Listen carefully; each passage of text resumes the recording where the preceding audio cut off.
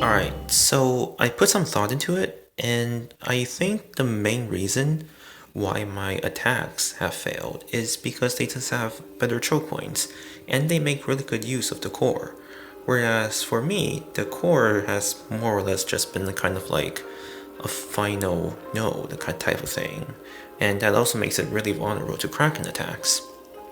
So if I can adjust the core to be more useful before the final node, then it would also alleviate some of the dangers of Krakens. And another thing is that most of the reasons the attacks on me have succeeded is stealth. And that's because my scanner just doesn't really get that much chance to activate, because a lot of the detection happens on the code gates themselves, whereas for me, I've been using the code gate as more of a choke point. So if I bring the code gate more up front, I might be able to put them to better use in terms of stealth defense. So what I will do is that since I'm rearranging the entire network, I'm going to build it piece by piece and just build the pieces I really like, so that we can kind of start from scratch a bit. So I know for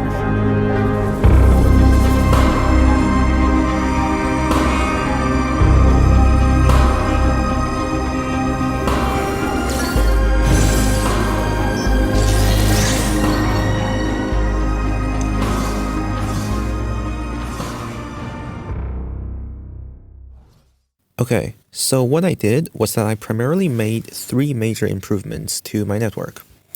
First of all is stealth security.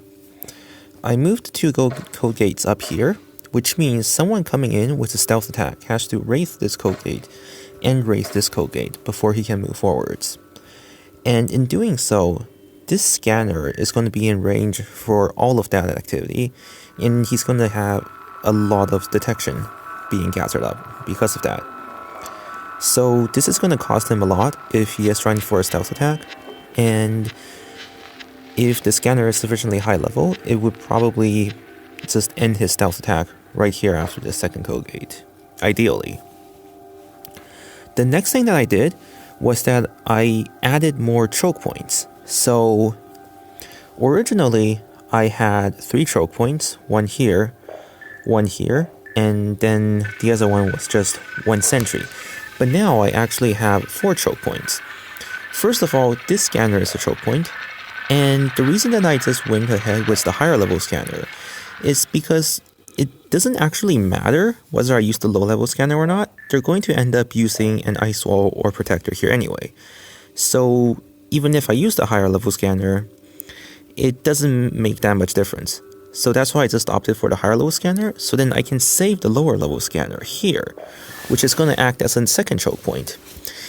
Because the thing here is that I connected the core to the scanner, which means they're going to be forced to attack the core first. And the core is pretty strong, and I also am protecting it with the Guardian. And with only 3 slots on the scanner, and one of them probably going onto a protector or an ice wall, this scanner is going to be taking heavy fire from just the antivirus alone. And this is intentional because I don't have a security node here. And that's because with the security node, the attack priority will always target the security node first.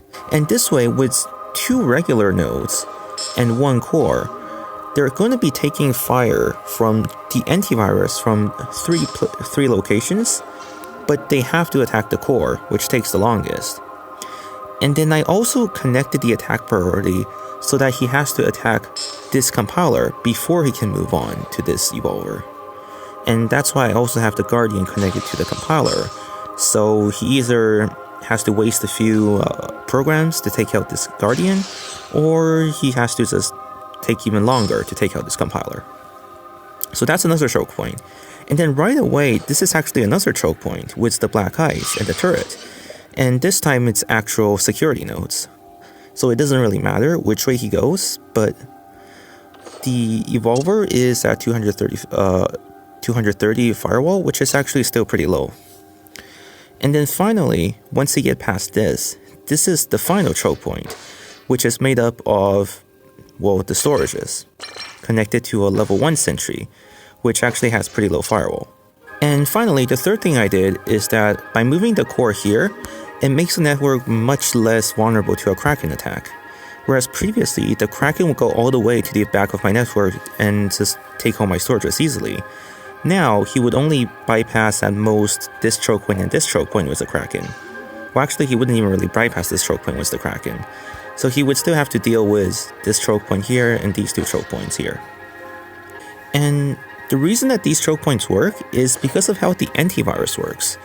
I only really need one high-level antivirus, and when the high-level antivirus spreads onto these nodes, they would actually upgrade the antivirus spread by these two sentries. So even though I only have low-level sentries here, as long as this one sentry is safe, I will have high-level antivirus throughout the entire network. Alright, so after changing to the new layout, we got 3 attacks last night actually. One by Dextros, who seems to have disconnected, I guess. That's why I can't view the replay. One by Phantom Vita, who used the Kraken. And one by Lestat6, who used the Wraith, and interestingly, a Porto, as well as the Kraken. And I haven't had anyone use the Porto on me before, so this is pretty interesting. But let's take a look at what happened here with Phantom Vito first. So this is with the new layout, and he's coming in with the Kraken, which the old layout was very vulnerable to. So he's doing the Kraken plus Worm thing, which some people do, even though I don't know if the Worm is really that necessary. Don't think it helps that much.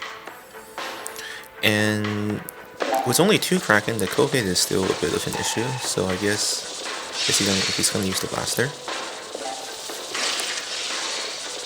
The only difference here is that the Colgate isn't really threatening a node, so it's pretty safe here. He doesn't really need to put an ice wall or anything like that, since the Colgate themselves are pretty tanky, and the antivirus isn't going to take down the Colgate just by itself. So this is fairly easy, but then again, the Colgate here are mostly used for stealth defense anyhow, and just a bit of delay, because he did lose a minute already, just from taking down the 2 Colgates. So here's the first choke point, and he's going to go with the ice wall. And now the 4th choke point is a bit tankier than before, and we can kind of see that, since it didn't go down immediately, but he still had to use an ice wall, regardless. And even with the ice wall, it still went down pretty fast, so he had to switch to a protector. So the Kraken is doing a pretty good job getting to the core, but the core is upgrading, so it's not attacking the scanner, but even so, the scanner is going down really fast, even from just that 2 nodes from the compiler and the evolver spreading the antivirus. And he's really struggling here. He's losing both chokes, left and right. So that's the thing with the Kraken, you have to make sure all the chokes are secure. And he's having a pretty hard time securing even the first choke. And he got the evolver for a bit there, but it got took back immediately, so it didn't really matter much. So he drops down the Shocker. But it's pretty clear that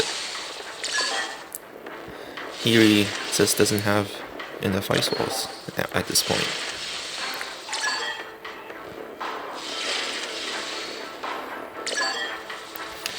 He needed to take down the black ice and the turret, and I don't think he was equipped to do that. It seems like his build was primarily focused on just the Kraken, and which doesn't really account for the 4 choke points that I have. So the only thing is that his protector here is pretty strong, and it never went down the entire game. So that's something that might be interesting to keep in mind in the future, since the protector seems to work pretty well against this network at the moment. Okay, so let's look at Lestat6, who went in with the Porto and the Wraith and the Kraken. all at the same time. So he only has one Wraith. So he's just gonna throw down the access program onto the code gate, and then raise the second code gate, but even so, the scanner wasn't able to prevent him from portaling in. So that's still a major issue. The 2 code gate isn't enough, or the scanner just isn't high enough level, but at this point, it's pretty worthless, because he's able to portal into a pretty vital part of the network, even though I had the 2 code gate and the scanner up front. And for some reason, he went with 2 protectors. I'm not sure if that's even necessary, but then again, it might seem like it is, because he did lose one of his protectors. But then he throws down another protector, which that becomes a bit questionable, because he's definitely going to need more protectors later on, I feel like. So he takes down the first choke point pretty easily, but now he has absolutely nothing for the second choke point because he used all of his protectors and ice walls. And one thing though is that since he did portal onto the black ice, he was able to just get to the scanner before the antivirus spread to the core and the compiler. But eventually it did spread, because without an ice wall or a protector on that scanner, it's taking a lot of fire, and I'm not sure how he plans to make it through. So in fact, I actually don't think he could make it through. It seems like the best he can do at this point is to just take down the core, and that probably is what he did. So yeah, he gets the core, and the core isn't gonna be taken back. He even throws down the Natalie on the core, so I guess he's just going all in on the core. And the antivirus on the Guardian isn't gonna be able to take the core back, that's for sure, so he's gonna get the core. And well, so far the setup has been pretty good, but then again, both attackers have been pretty unconventional, I want to say, because not many people go with 10 access programs and throws down 2 protectors or 3 protectors on one node. And on the other hand, not too many people go in without a single beam cannon. So even though our network hold out really well against these 2 players, I can't say for sure if they would hold out equally well against more conventional players with a high level beam cannon or something like that. So I think we still have to wait and see. Although this does make me wonder if I still want a level 9 core, because the core I have right now is going up to level 8 already, and it's going to be finished in the day, even with 4 threads on it, by the way. And doing so will unlock a Guardian, but that's about it. And then upgrading to level 9 will give me a program library, a turret, and the code gate. But at the moment, I'm not sure really where I would put another code gate. If I put it here, then it's gonna be out of range of the net connection because it has to be within 9 nodes, and this is 1, 2, 3, 4, 5, 6, 7, 8, 9. So I can't just stick another code gate there. And where would I put the other Guardian? I guess I could put it on the core again. Although I have seen some people, high level players, use the Guardian as the choke point, which seems kind of effective because the Guardian can have 5 connections but only 4 program slots. But at the same time, if I use the Guardian as a choke, would I put it here? And if I do, then I can connect a new turret to the Guardian. But afterwards, where do I put the scanner? And still, what do I do with the code gate? So these are still some questions I have to consider if I even want a level 9 core or not. Or if I would be better off at this point to just upgrade my sentry and turrets and black ice. So I'm going to take some time to think about that, and I'll see you next time.